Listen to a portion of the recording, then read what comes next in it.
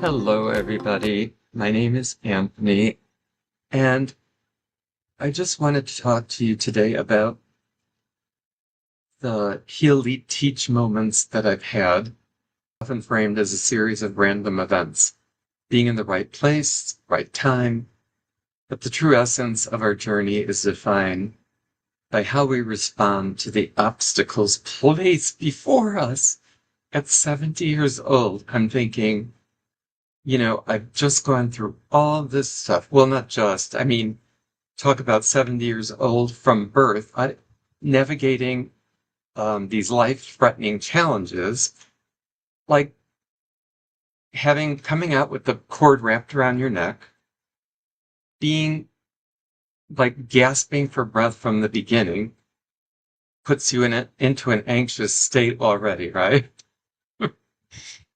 I had a near drowning experience with my sister because why? Because we didn't really think about anything else except wanting to have some fun. We were desperate for fun.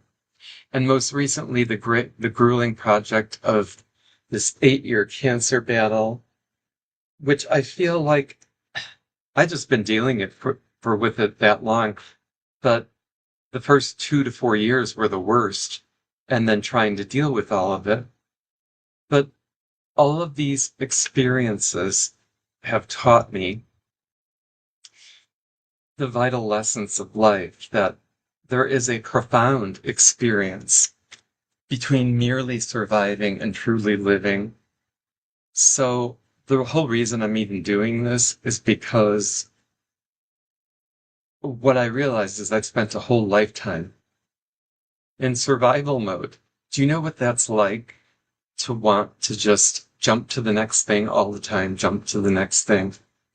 It's a very uneasy place to be. But I actually was better at it before because I have tools. I have a lot of tools, actually. So when you spent this lifetime of chaos doing this, you live in this survival mentality. Well, so the purpose of to do this is to realize that you have the choice. We all have the choice to move beyond the survival mentality, because that's how many of us are living even now. So join me as we explore how to break free from the cycle of victimization, learning from the past, finally, and stepping into a life defined by choice rather than the circumstance. If you're ready for more of this, this is where we're beginning it. And, you know, I started thinking, I wrote this book about the prostate cancer stuff, and I did not want to even think about it. Um, but here we are. And it's 8 years later. But so what happened is I left work because I couldn't take dealing with it anymore because of cancer, a lot of side effects of having all my hormones removed and feeling like a zombie, walking around like a zombie. And so I've done this a lot of different changes in my life. And that's mainly what I wanted to talk about and one of the huge ones was the going through depression and discovering it and realizing that I thought it was just something that was passing, or it was a part of my life that was caused by me. And I've come to understand that it comes from the circumstances that you grew up in. It comes from how we were raised, how we were conditioned, actually, to live in a family and how we all worked either together or separately to survive the family, right? And it really was like that. I come from a family of four children. I'm the second in line. Um, the first was my brother, 4 years older, and in his position, he got everything. The attention, the whatever he wanted, the clothes, the whatever he wanted. And my parents weren't wealthy. They were working class people, and neither one of my father or mother were graduated high school, but I think they loved us the way they could. But you know what? What I realized today is that sometimes that's not enough. And and I've been to therapy for years doing different things and also finding ways to use the spiritual tools that I've gained through Reiki, through massage, through teaching people how to work with their bodies to get out of pain, right? And and also went even further down into the spiritual work because I had an experience with my brother.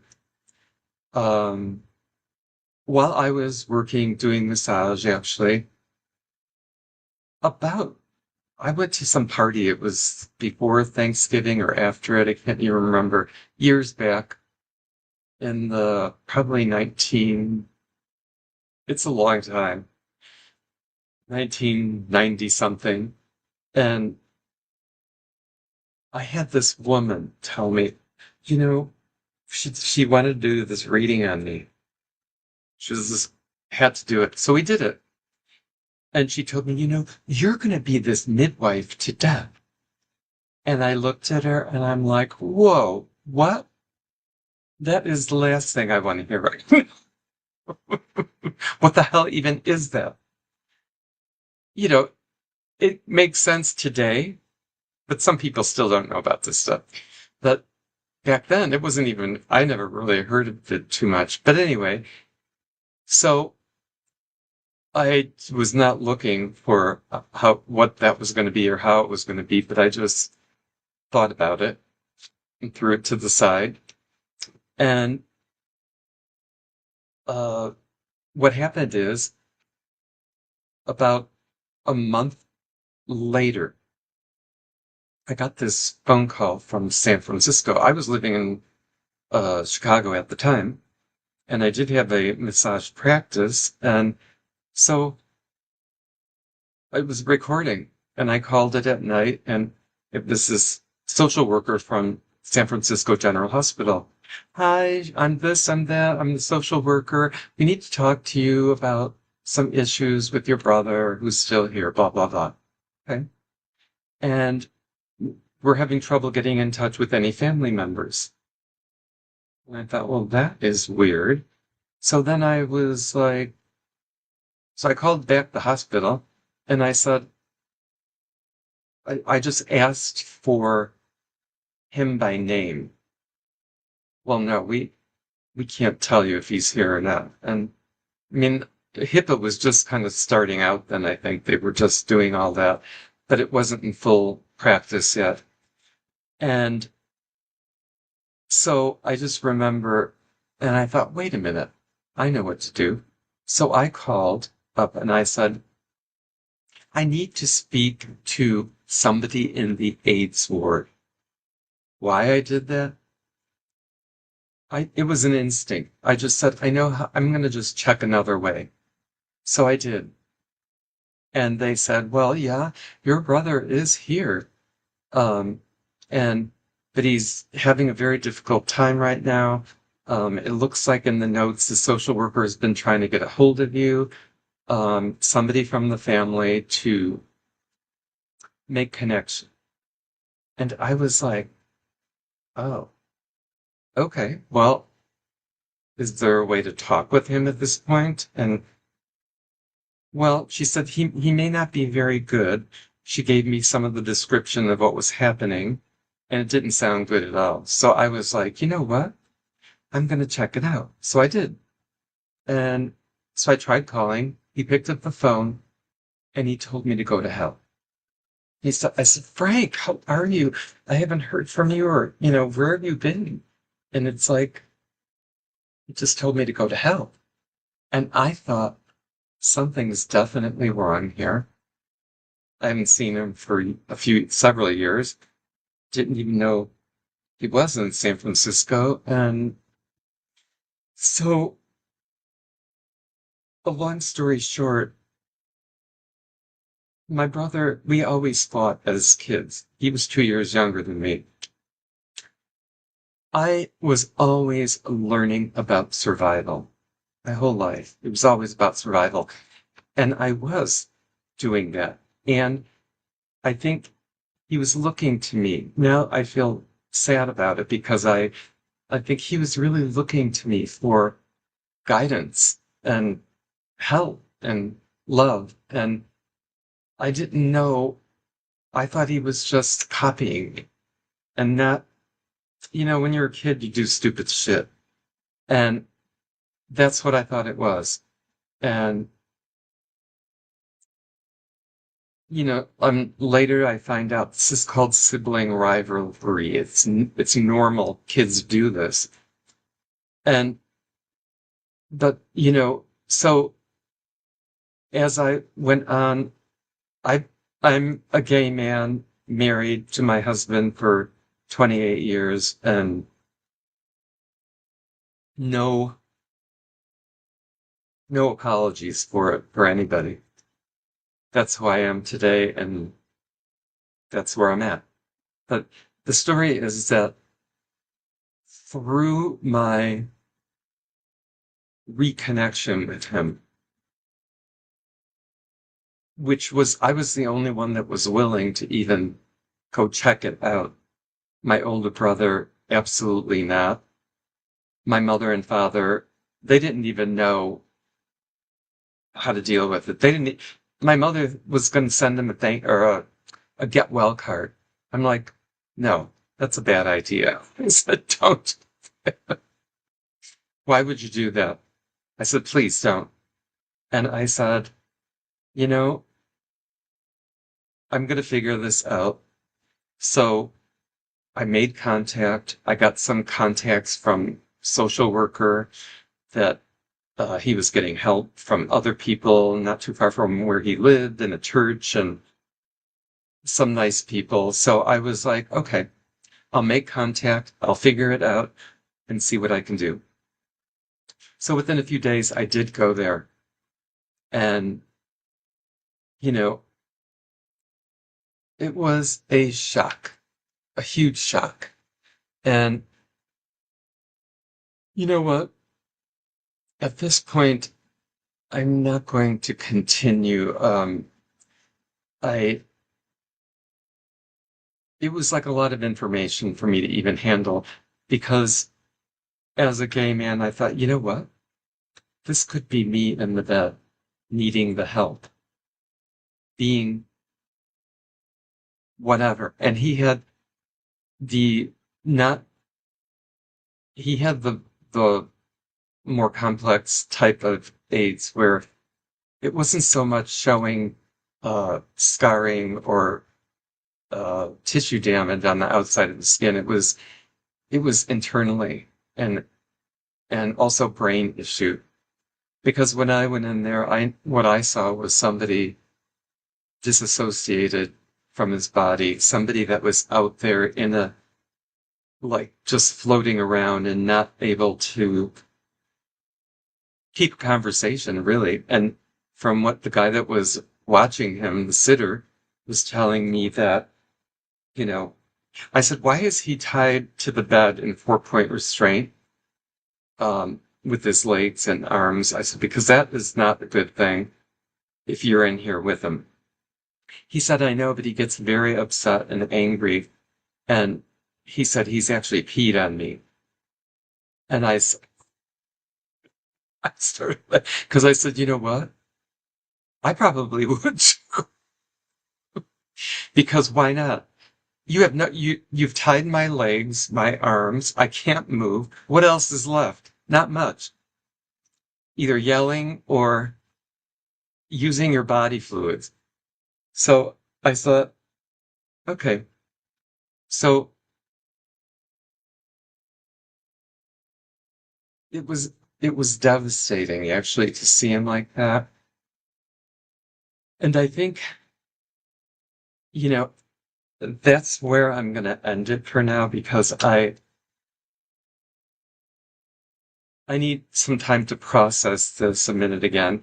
Because every time I go through these little things, or even thinking about them, I have to figure out how I'm going to let it go again. Because what's interesting about memories for me, for a lot of people, but when you've gone through a lot of PTSD type stuff, sometimes you get caught in it. And what I don't want to do is do that. So I'm doing a shorter podcast today, and so to do it maybe longer tomorrow when I feel more prepared for my next installation to be clear about what I'm saying and what I want to say. So I appreciate anyone listening. And like I said, anybody going through any of a hardship or something difficult that you're trying to get through. That's why I'm doing it. And, I'm still processing stuff. I think, like healing is a lifetime. And, like I had all these tools and all these great things that I could do before I got the cancer, and I thought, oh, I know how to deal with this, right?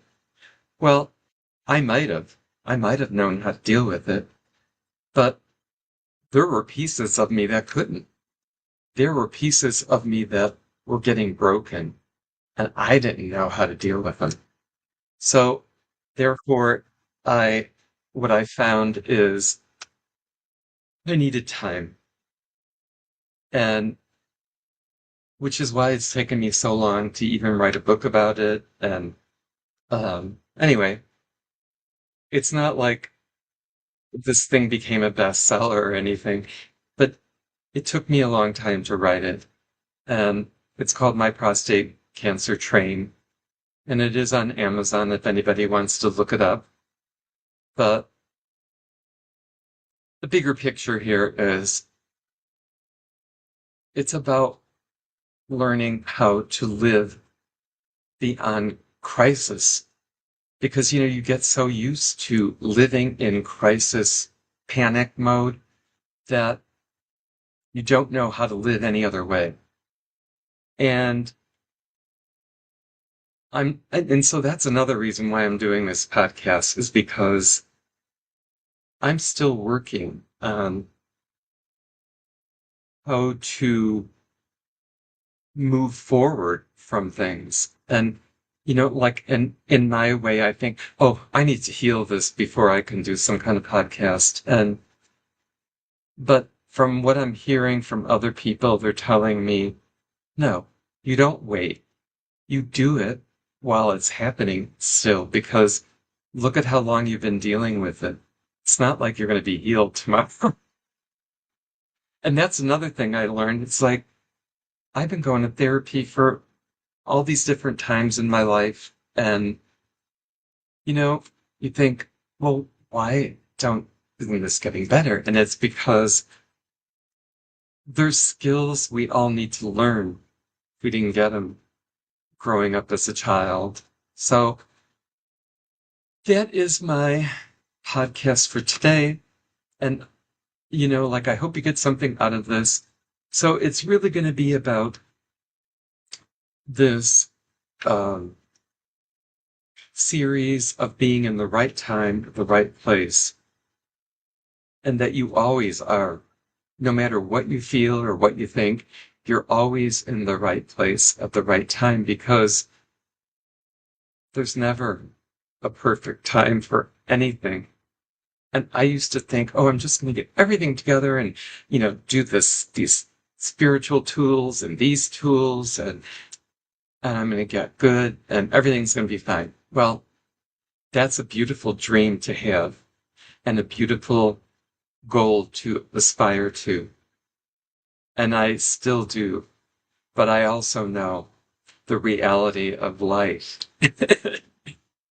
So I still want to have some joy and fun left in the years that I have left to live. So that's why I'm doing this, because I want to enjoy life and have fun, and I want to share it with people that maybe get something out of it. So if you got anything out of what I said, please give me a thumbs up, a subscribe, or a message, or, like, I want to hear about people's stories. That's why I'm doing it. Thanks, everybody. Have a great day. See you soon. Remember, you're in the right place at the right time.